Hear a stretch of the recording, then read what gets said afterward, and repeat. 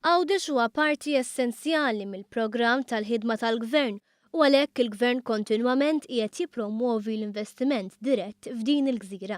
Xhieda ta' dan se jkun investiment kbir f'Għawdex li se jħabbar il-Gvern fix-xhur li ġejjin.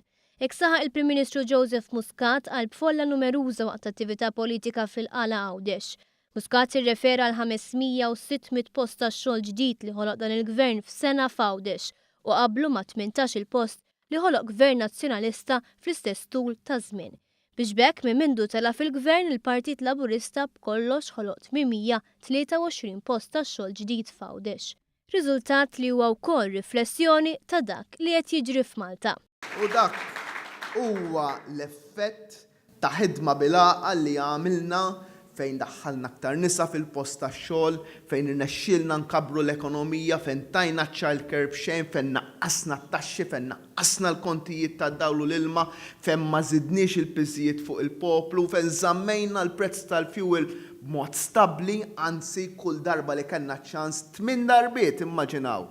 Minn dil-ġimgħa rġajna naqqasna l-prezz tal-petrol tad-diesel u dan kollu qed jirrifletti ruħu fli qed jkollna kabbir fl-ekonomija imma importanti minn hekk iktar xogħol. Madana kollu fakkar li dawn ir-riżultati ottimisti għandhom ikunu analizzati skont kif verament qed jaffettwaw il-ħajja tan-nies.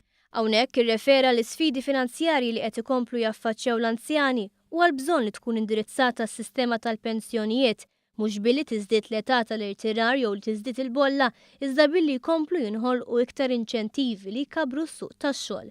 Fid-dawl li laqa politika saret lejliet il-kampanja elettorali tal-elezzjonijiet tal-Kunsilli Lokali, Joseph Muscat qal li din se tkun sfida għall gvern għaliex normalment dawn l-elezzjonijiet jirbaħhom il-partit fl-oppożizzjoni u għalhekk it-triq hija t-tela.